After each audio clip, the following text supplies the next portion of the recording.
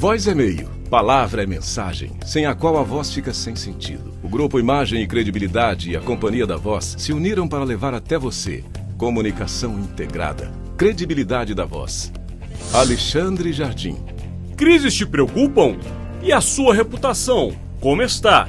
Eu tenho a solução. Rodolfo Lago. Você entende como as decisões são tomadas neste país? Te ajuda a escrever como os melhores jornalistas. Luiz Ximenes. Você já se ouviu gravado? Quer melhorar? Vem pra cá que eu te ajudo. Alexandre Mota. Sem saber qual caminho percorrer, te ajudo a estruturar sua empresa e seus projetos. Estevão Damásio. Use o poder do rádio e dos podcasts para passar a sua mensagem. Pode contar comigo. Profissionais da voz e da palavra em uma fábrica de podcasts, entrevistas, cursos, treinamentos e consultorias e conteúdos que irão contribuir na sua tomada de decisão. Soluções em comunicação. Credibilidade da Voz. Uma parceria dos grupos Imagem, Credibilidade e Companhia da Voz.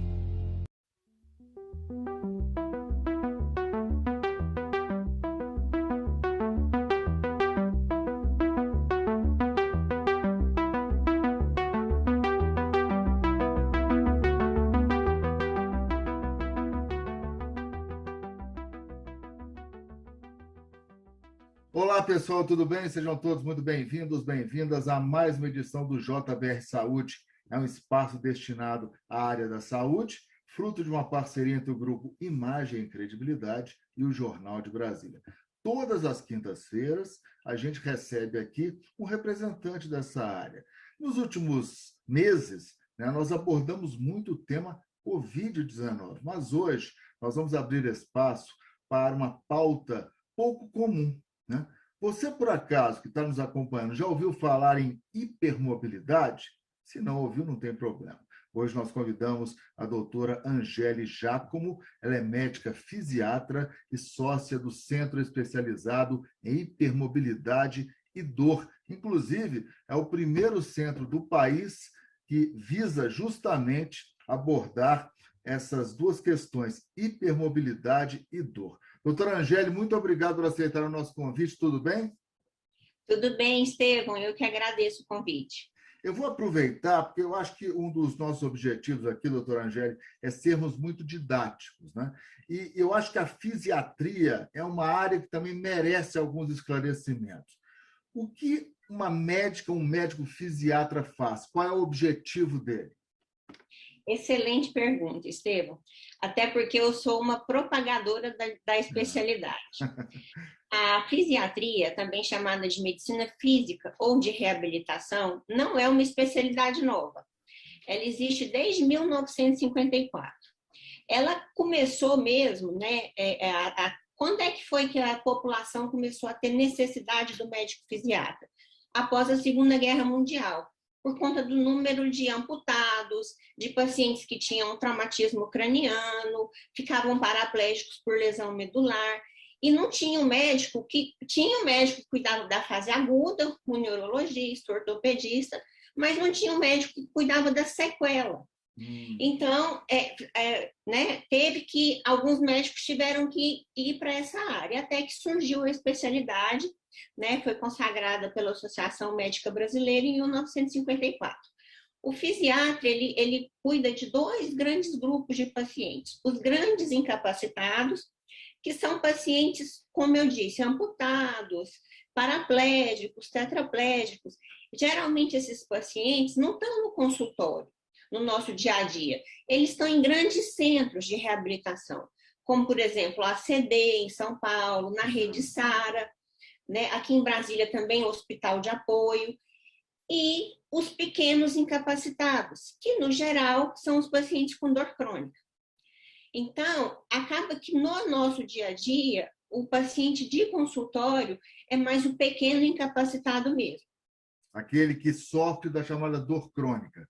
Exatamente. Dor crônica é aquela dor que é difícil passar, né? A pessoa acaba até se acostumando, embora não deva, a pessoa acaba se acostumando com essa realidade, né, doutora?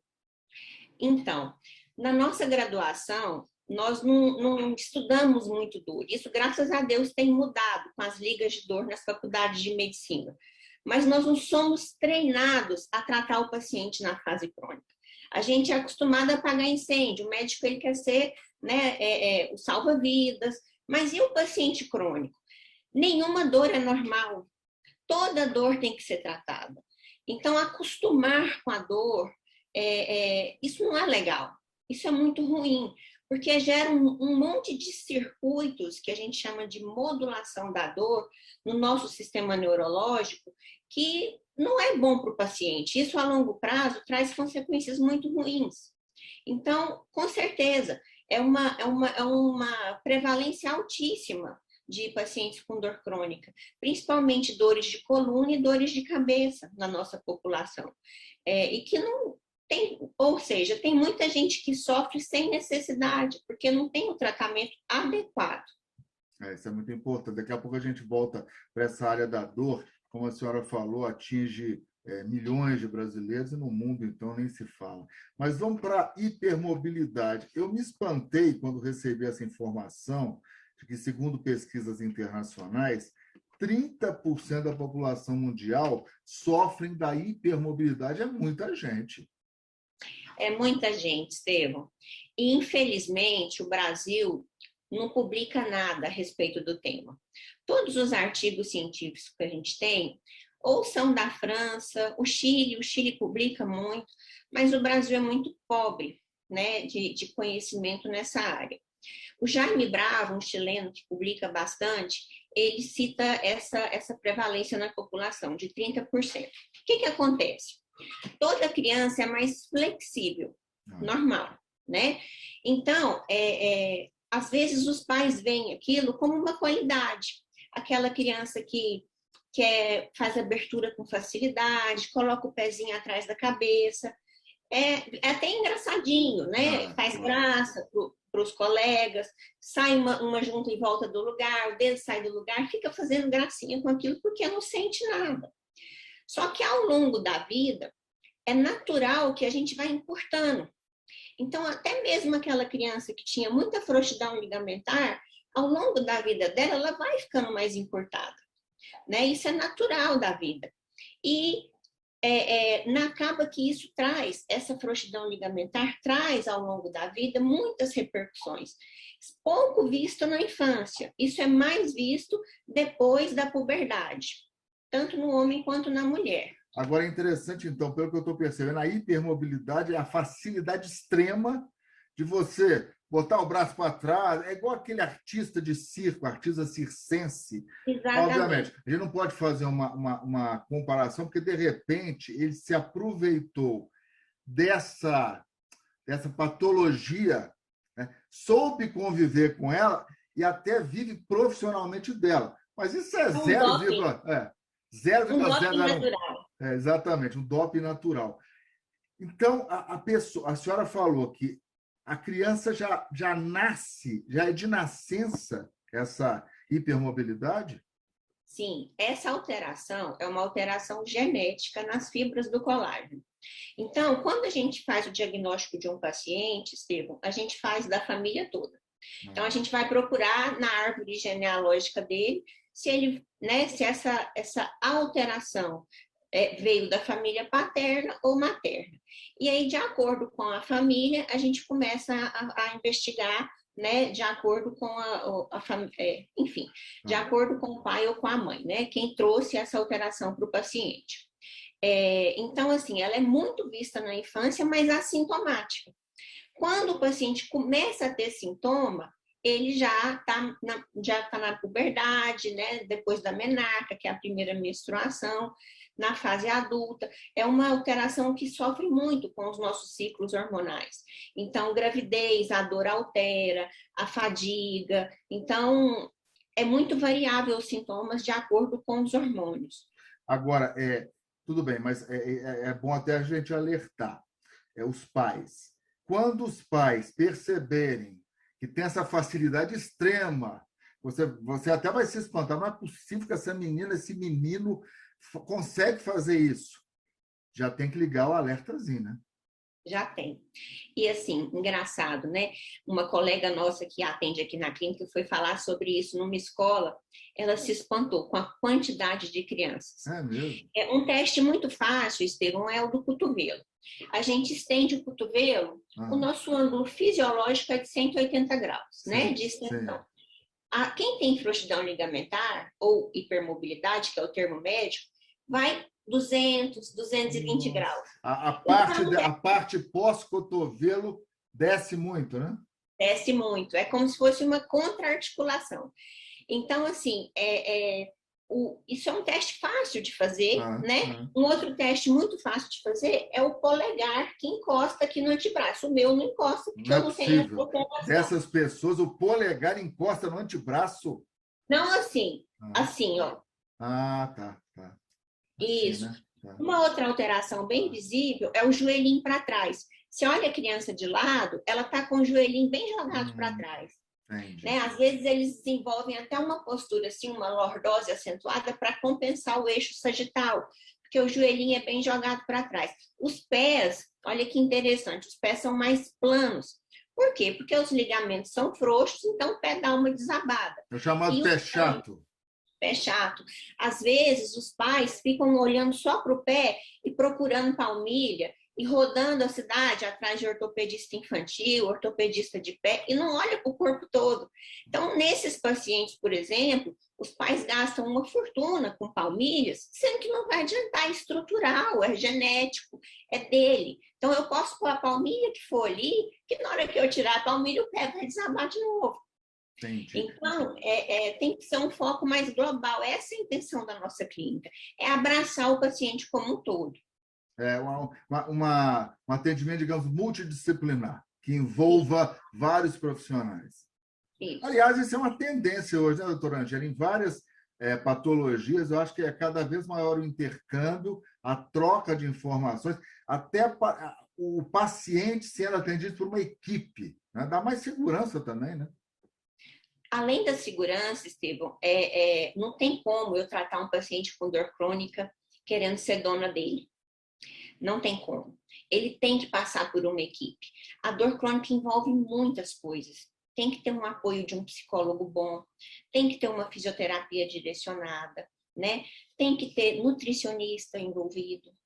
Então, assim, tem que ter médicos, terapeuta ocupacional. Então, assim, não dá mais essa história de falar que o paciente é do doutor tal. É muito comum, né? Muito comum. Em patologias crônicas como a dor crônica, por exemplo, é impossível querer dar conta de tudo. Agora, daqui a pouco a gente chama um rápido intervalo, na segunda etapa a gente vai mergulhar mais nessa história da dor crônica. A hipermobilidade, a senhora falou que os sintomas tornam-se mais visíveis após a puberdade, na adolescência, né? E após a primeira menstruação, no caso das meninas. Esses sintomas são dores? Esses o quê? Não escutei? Esses sintomas são as dores propriamente ditas? Então, tem vários sintomas, vários. A hipermobilidade, Estevão, ela gera na pessoa várias alterações, é uma gama de alterações. É um tema até difícil de se estudar e é mais um motivo de um profissional só não dar conta do paciente. Então, assim, um sintoma muito comum é a dor. Primeiro pela própria contratura muscular. A dor desses pacientes é uma dor por mialgia, uma dor muscular. Um exemplo. Eu tenho, quem tem frouxidão ligamentar tem as juntas mais frouxas. Então, eles costumam muito ter distúrbio da articulação temporomandibular. Então, eles costumam murchar muito. Então, sai do lugar, né? O que eles chamam de DTM. Então, uma característica muito comum é o travamento muscular dessa musculatura que segura a nossa TM, que é principalmente os pterigóides, o masséter e os temporais.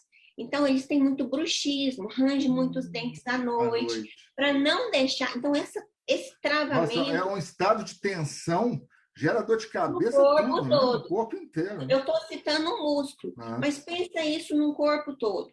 É como se todo o meu corpo tivesse que estar travado como um mecanismo de defesa para não deixar a junta sair do lugar. Entendi. Sabe? Então, eles têm uma mialgia muito intensa e generalizada, muitas vezes confundida com fibromialgia.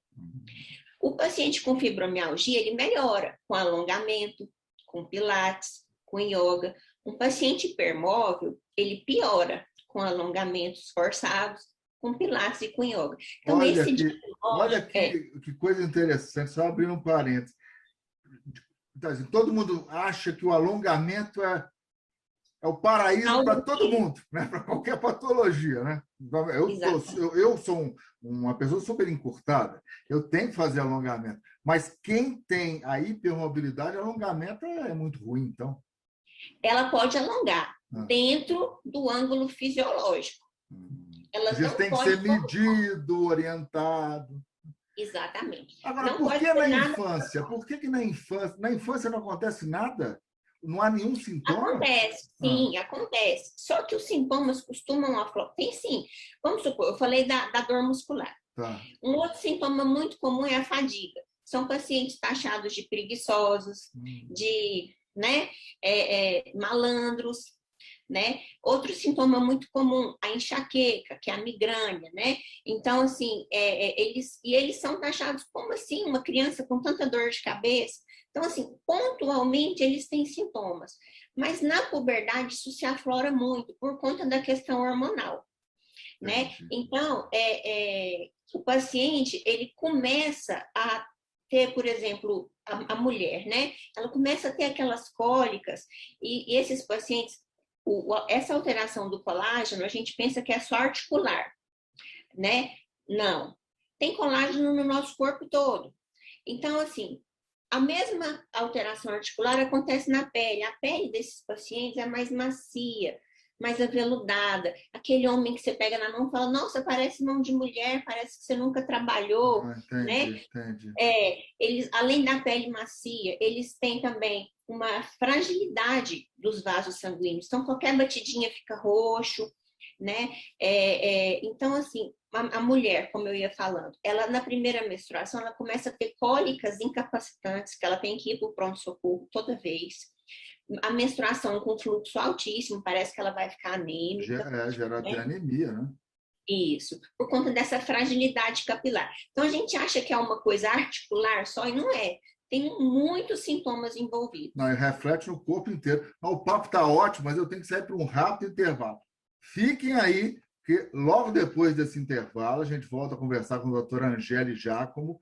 Ela é uma das sócias do Centro Especializado em Hipermobilidade e Dor, inaugurado no último dia 28 aqui em Brasília, e está dando uma aula super didática para a gente desta patologia hipermobilidade, que não é, convenhamos, tão divulgada como merece ser. Então, daqui a pouquinho a gente volta. Somos apaixonados por Brasília. Nascemos para cuidar da cidade e de seus moradores. E desde 1972, nos dedicamos a formar cidadãos bem informados, prontos para construir uma capital melhor e mais protagonista. De lá para cá, muita coisa mudou. Evoluímos para acompanhar as mudanças do mercado, da cidade e do mundo. Evoluímos para entregar conteúdo de forma mais rápida, fácil e eficiente. Jornal de Brasília. Informação, opinião e análise. De Brasília, por Brasília. Opa, estamos de volta. Vamos retomar o bate-papo aqui com a doutora Angele Giacomo. Ela é médica fisiatra, é uma das sócias do Centro Especializado em Hipermobilidade e Dor. Foi inaugurado no último dia 28 aqui em Brasília. Vamos lá, doutora Angele. Reflete no corpo inteiro a hipermobilidade, os sintomas mais agudos, a senhora ressaltou que é na adolescência, porém na infância, a gente já tem que ficar de olho, especialmente os pais, os familiares. É mais prevalente nos meninos ou nas meninas? Na mulher ou no homem? Não existe isso. É mais sintomático nas meninas. Nos meninos, passam despercebido. Por exemplo, os homens têm testosterona, né, Estevão? A testosterona é muito mais alta. A testosterona, naturalmente, deixa o músculo mais trófico, mais forte.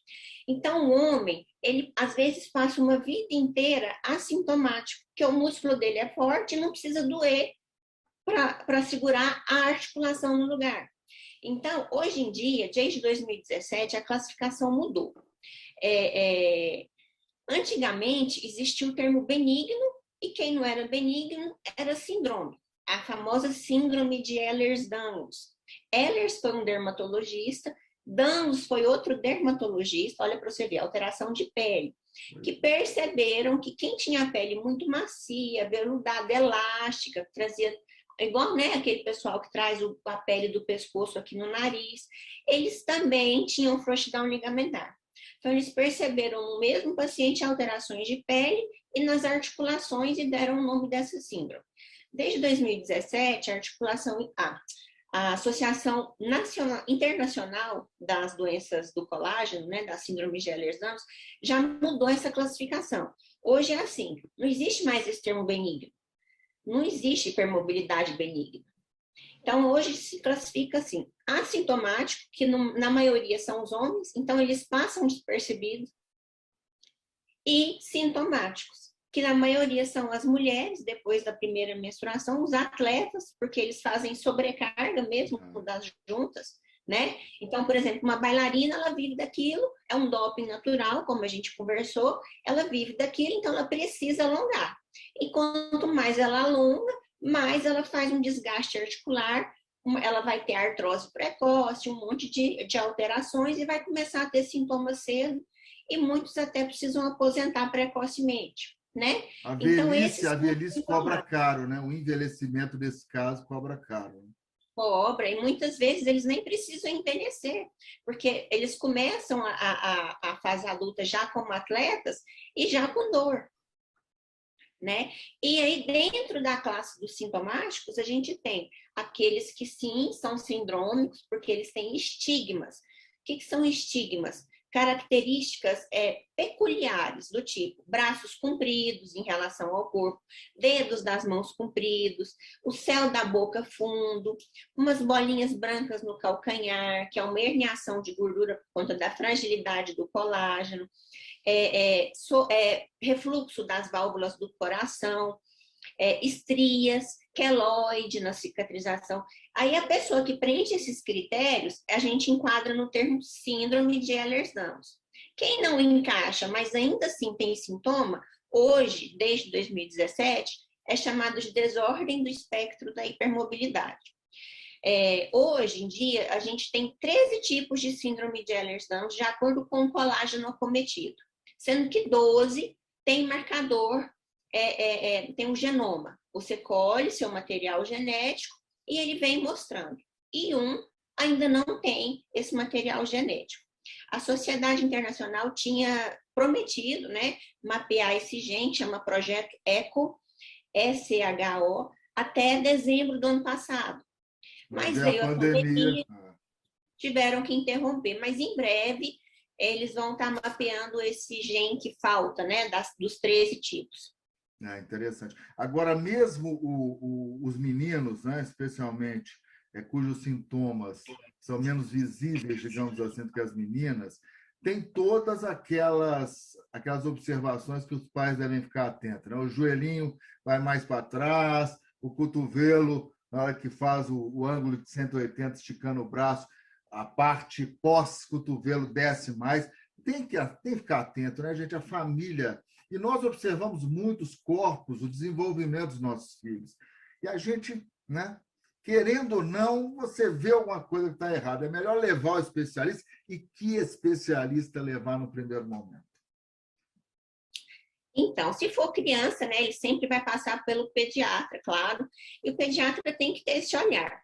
Infelizmente, Estevão, o que acontece? Essa é a realidade. Nós não temos muitos artigos. A gente aprende na faculdade que isso é raríssimo. Não é. Então, acaba que o colega, a gente não é direcionado a estudar isso como uma coisa comum de consultório. Então, o colega, ele muitas vezes não tem esse olhar. Então, o ideal seria essa criança passar pelo pediatra e ele triar de acordo com o sintoma. Então, tem muita fadiga, tem muita dor, e aí tria para o especialista, né?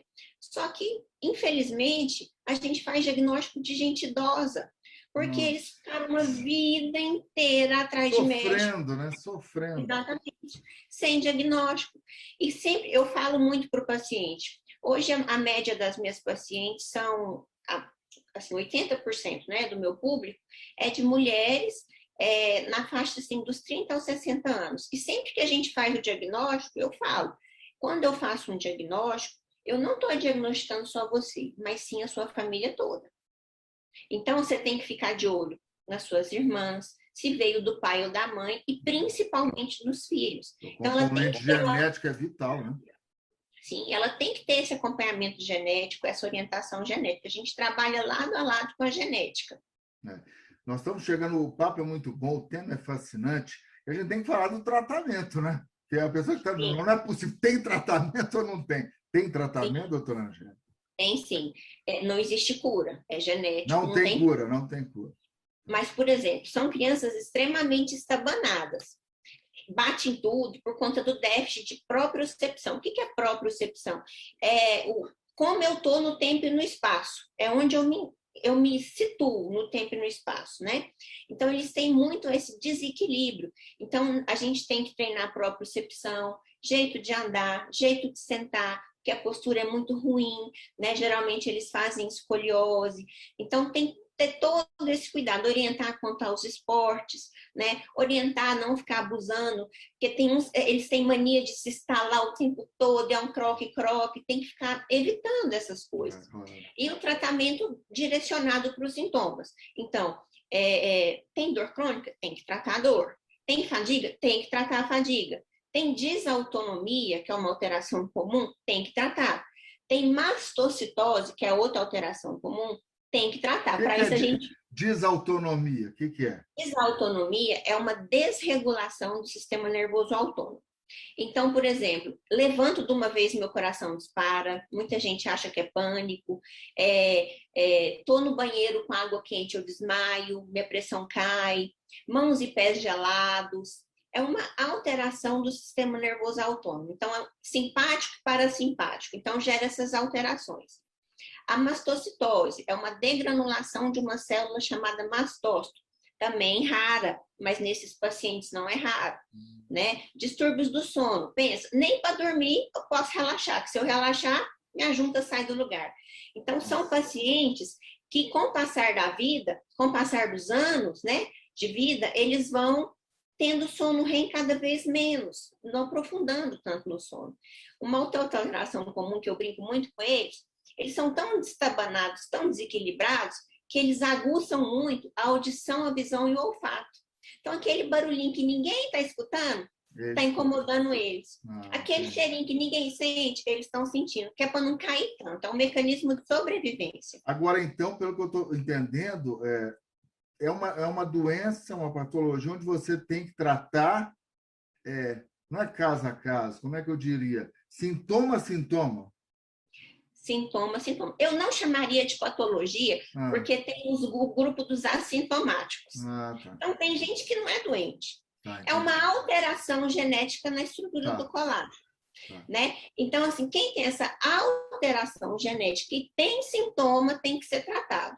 E mesmo quem não tem sintoma, tem que receber o diagnóstico para ser orientado para que nunca tenha o sintoma. Ou que, se chegar a ter, que seja em nível, né, mais brando, vamos assim dizer. Agora, tendo o diagnóstico é fundamental e todos os sintomas descobertos, tem tratamento. Dá para manter uma qualidade de vida? Dá para praticar esporte, por exemplo? Com certeza. Com todas as orientações necessárias. Tem, inclusive, né? Tem que fazer atividade física orientada. Tem que fazer, sim. Natação é uma boa, por exemplo? Natação é assim. Tem pacientes que não toleram, no crawl, por exemplo, a rotação para na hora de respirar, porque o ângulo é muito forçado. Aí a gente usa o snorkel, ele se adapta bem. Mas questão de adaptação. Mas é fascinante, que é uma alteração, mas que abre um leque gigantesco, né? Gigantesco. Por isso que é tão complexo. Eu fico muito feliz de ter sido convidada para essa entrevista, porque nosso objetivo mesmo é levar isso para o maior número de pessoas possível, para que eles cheguem no nosso consultório o quanto antes. Com certeza, esse é o caminho. Para finalizar, eu nunca deixo a rede pública de lado, porque eu acho que a rede pública é tão vilipendiada, né? Porque tem tantos problemas, mas ela tem ilhas de excelência, o SUS merece aplauso, está aí com a pandemia, e a rede pública abraça, ou tenta abraçar, principalmente os mais carentes. Essa falta de informação prejudica o acesso dos mais carentes à rede pública. O diagnóstico é muito mais difícil para as pessoas que, de repente, não têm recursos para procurar tecnologia melhor, um consultório particular, por exemplo? Eu diria que o diagnóstico é igual, é difícil tanto no privado quanto no serviço público, porque a gente não estuda isso na faculdade. E o tratamento, com certeza, ele é mais dificultoso na rede pública, porque não tem as tecnologias que a gente tem hoje. Terapia por ondas de choque, terapia por radiofrequência direcionada. Então, com certeza, tudo fica mais difícil. Mas eu vou te falar, Estevão, que no HUB tem um ambulatório de dor crônica e eles têm uma ótima experiência com hipermóveis. Então, nós temos sim no SUS de Brasília alguém que entenda da patologia. Eu conversei já, inclusive, com o Dr. Carlos Gruppen. Exatamente, ele coordena lá. HUB, Excelente médico. Eu gosto muito dele, gostei muito da senhora também, de conversar com a senhora. Parabéns pelo trabalho. E tomara, né, que com uma entrevista tão didática como essa, a gente consiga atingir o maior número de pessoas. Né? Muito obrigado mais uma vez, parabéns, sucesso aí no Centro Especializado em Hipermobilidade e Dor, viu? E as portas estão abertas aqui. Um abraço. Muito obrigada. Até mais. Essa entrevista vai estar disponível nesta quinta-feira. Anote aí, no site Jornal de Brasília, jornaldebrasilia.com.br e no imagemcredibilidade.com. Até a semana que vem, pessoal. Tchau, doutora Angélica.